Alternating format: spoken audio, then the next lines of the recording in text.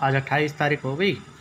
आज अब कल हम आपको करवाए थे आयनेशन एनर्जी। आयनेशन एनर्जी हमने बताई थी कि मान लो ये न्यूक्लियस है, ठीक है, ये पहली सेल हो गई, ये सेकंड सेल हो गई, ये थर्ड सेल हो गई। जो आउटर मोस्ट सेल है ना, इनमें इलेक्ट्रॉन घूमते हैं, हमें पता है। ये होती है सेल। जो बाहर वाली सेल है इसको हम वैलेंस सेल कहते हैं। इसमें से इलेक्ट्रॉन निकालना चाहते हैं आप बाहर।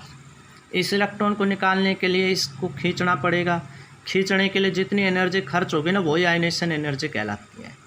अब इस इलेक्ट्रॉन को खींचना कितना मुश्किल है, क्यों? क्योंकि इलेक्ट्रॉन को ये न्यूक्लियस भी खींच रहा है अपनी तरफ, और इलेक्ट्रॉन ये भाग भी रहा है, सेल में घूम भी रहा है। तो ऐसे कौन से फैक्टर हैं जो आयनेशन एनर्जी को प्रभावित करते हैं? आयनेशन एनर्जी क्या चीज़ हो तो ज़्यादा लगानी पड़ेगी, क्या चीज़ हो तो कम लगानी पड़ेगी। मतलब किन किन बातों पर डिपेंड करता है कि इस इलेक्ट्रॉन को कितनी आयनेशन एनर्जी चाहिए निकालने के लिए ना। तो आज हम वही पढ़ेंगे, फैक्टर्स।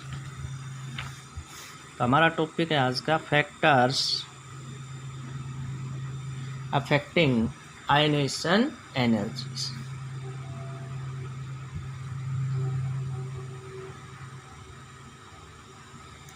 द आयोनाइजेशन एनर्जी, कि आयनेशन एनर्जी को अफेक्ट करने वाले कौन कौन से फैक्टर हैं।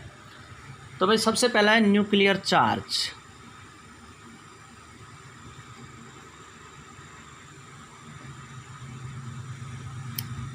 देखो, इस इलेक्ट्रॉन पर नेगेटिव चार्ज है, न्यूक्लियस पर पॉजिटिव चार्ज है, ठीक है। ये पॉजिटिव चार्ज इस न्यूक्लियस को खींचेगा। जितना ये चार्ज ज़्यादा होगा पॉजिटिव चार्ज, उतना ही इस पर न्यूक्लियस की पकड़ मजबूत हो जाएगी। तो जितना न्यूक्लियर चार्ज ज़्यादा होगा उतना इलेक्ट्रॉन इसकी तरफ खींचेगा। इसको निकालने के लिए ज़्यादा एनर्जी चाहिए, क्यों? क्योंकि ये पकड़ में है इसके। इसको निकालना चाहते हो तो इस न्यूक्लियस के खिंचाव से ज़्यादा खिंचाव लगाना पड़ेगा आपको। तो न्यूक्लियर चार्ज ज़्यादा होगा तो आयनेशन एनर्जी की वैल्यू भी ज़्यादा चाहिए। समझ में आ गया ना। तो पहला हमारा फैक्टर यही है, the ionization energy increase with increasing the nuclear charge, with increasing the nuclear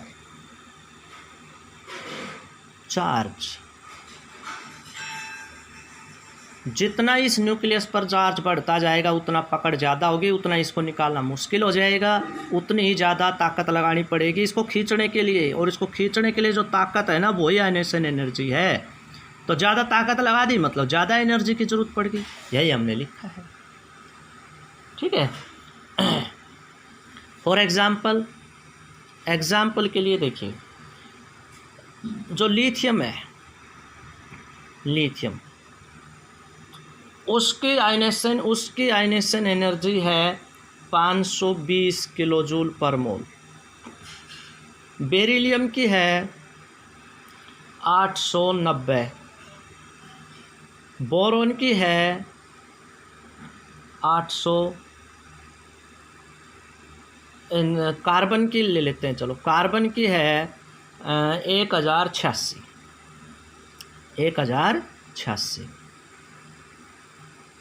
अब देखो ये बढ़ रही है। लिथियम से ज़्यादा एनर्जी चाहिए किसको? बेरिलियम को। बेरिलियम से ज़्यादा चाहिए किसको? कार्बन को। चाहिए ना, क्यों? क्योंकि लिथियम पर कितना प्लस चार्ज है? 3। बेरिलियम पर कितना प्लस चार्ज है? +4। कार्बन पर कितना है? +6। तो जितना न्यूक्लियस पे चार्ज बढ़ता जाएगा, ये 3 पॉजिटिव चार्ज एक इलेक्ट्रॉन को खींच रही है, 4 एक को खींच रही है, 6 एक को खींच रहे हैं। तो 6 पॉजिटिव चार्ज एक को खींचेंगे तो ज़्यादा खिंचाव होगा। तो इस तरह से लिथियम से ज़्यादा आयनेशन एनर्जी बेरिलियम की, क्योंकि इसके न्यूक्लियस पर प्लस चार्ज ज़्यादा है, इससे ज़्यादा कार्बन पर है। तो ये हमारा पहला फैक्टर था। दूसरा भी एटॉमिक साइज। दूसरा फैक्टर क्या है? Atomic size.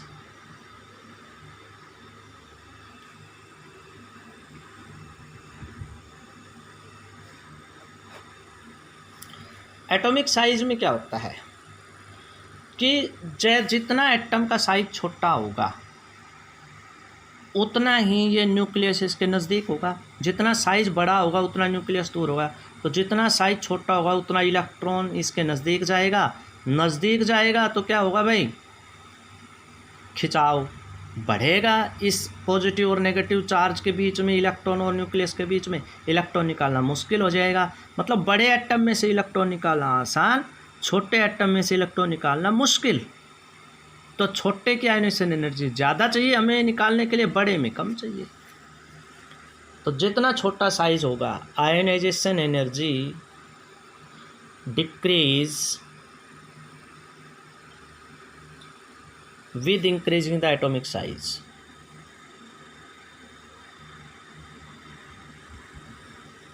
With increasing the atomic size. Atomic size बढ़ने के साथ साथ जो आयनेशन एनर्जी है वो घटती है। ठीक है, फॉर एग्जांपल लिथियम, सोडियम और भाई पोटासियम का ले लेते हैं। लिथियम की जो आयनेशन एनर्जी है वो है 520 किलो जूल पर मोल।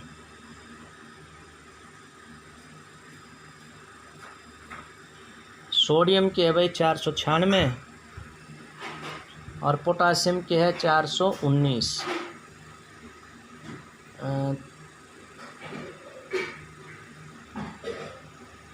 ठीक है, तो जैसे जैसे साइज बढ़ता है वैसे वैसे क्या होती है, आयनेशन एनर्जी की वैल्यू घटती है। इसकी सबसे ज़्यादा, उससे कम इसकी, उससे कम इसके। तो साइज बढ़ रहा है, इसका साइज क्या था, छोटा था।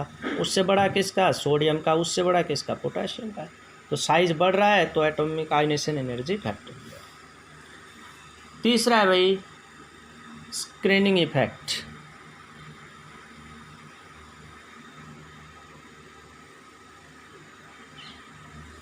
Screening effect. स्क्रीनिंग इफेक्ट का मतलब ये होता है कि जो बाहर वाला इलेक्ट्रॉन है ना, इसको अंदर कितने इलेक्ट्रॉन ढक रहे हैं, बाहर वाले इलेक्ट्रॉन के बीच में कितनी सेल हैं। जितना ज़्यादा इलेक्ट्रॉन अंदर होंगे उतना ही इस चार्ज की पकड़ कम हो जाएगी इस पर। तो इसका मतलब क्या हो गया कि बीच में पर्दे का काम करते हैं ये इलेक्ट्रॉन। तो जितनी ज़्यादा सेल होगी उतने इलेक्ट्रॉन की संख्या ज़्यादा होगी, जितने इलेक्ट्रॉन ज़्यादा होंगे उतने बाहर वाले इलेक्ट्रॉन पर पकड़ कम होगी। इसको कहते हैं स्क्रीन। स्क्रीन का मतलब पर्दा का काम कर गया बीच में। ठीक है, तो स्क्रीनिंग इफेक्ट में हम क्या लिख सकते हैं, एज द शील्डिंग, इसको शील्डिंग इफेक्ट भी बोल देते हैं। और स्क्रीनिंग इफेक्ट इंक्रीज, जितना ये कवर हो, जितना ये अंदर इलेक्ट्रॉन बढ़ेंगे उतने बाहर वाला इलेक्ट्रॉन आसानी से निकलेगा। क्यों, न्यूक्लियस की पकड़ कमज़ोर हो जाएगी। जितना स्क्रीनिंग इफेक्ट बढ़ेगा उतनी आयनेशन एनर्जी घटेगी। ठीक है ना। The ionisation energy decrease. क्यों, due to poor attraction of nucleus.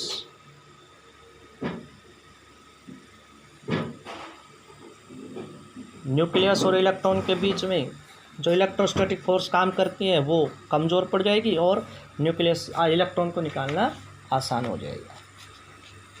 उसके बाद है भाई आपका हाफ फील्ड और completely field orbitals.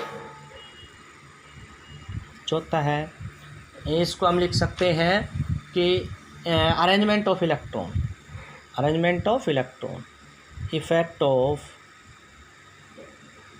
Arrangement of electrons.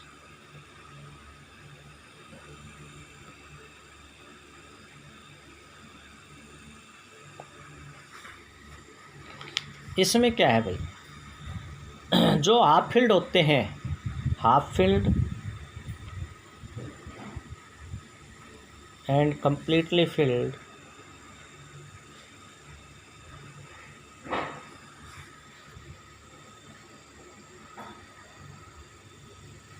Orbitals और एटम्स गेन एक्स्ट्रा स्टेबिलिटी, वो ज़्यादा स्टेबल होते हैं, gain extra stability and show high ionisation energy, और उनके आयनेशन एनर्जी की वैल्यू क्या हो जाती है, ज़्यादा हो जाती है। ठीक है, तो ये मैं एक बार फिर दिखा देता हूँ आपको। ये हमने आपको समझाया कि भाई जो आयनेशन एनर्जी है वो किन किन बातों पर डिपेंड करती है। न्यूक्लियर चार्ज, जितना न्यूक्लियस पर चार्ज ज़्यादा का उतना ही आयनेशन एनर्जी ज़्यादा चाहिए।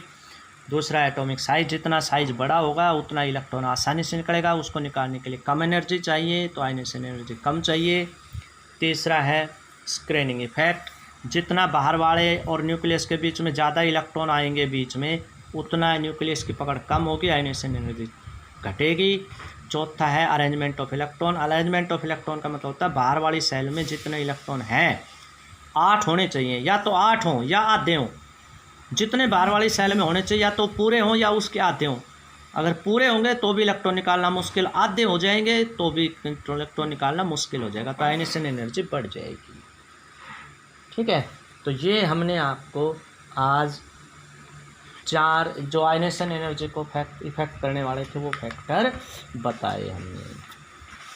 ठीक है, और ये हमने बता दिया कि आयनेशन एनर्जी जब हम पीरियोडिक टेबल में लेफ्ट टू राइट जाते हो तो हमेशा बढ़ती है, टॉप टू बॉटम जाते हैं तो हमेशा घटती है। देखो ऊपर से नीचे जा रहे हैं, लिथियम से नीचे होता है सोडियम, सोडियम से पोटाशियम, तो आयनेशन एनर्जी की वैल्यू घटती है। क्यों? क्योंकि साइज बढ़ता है। तो ऊपर से नीचे जब ग्रुप में जाते हैं तो आयनेशन एनर्जी घटेगी।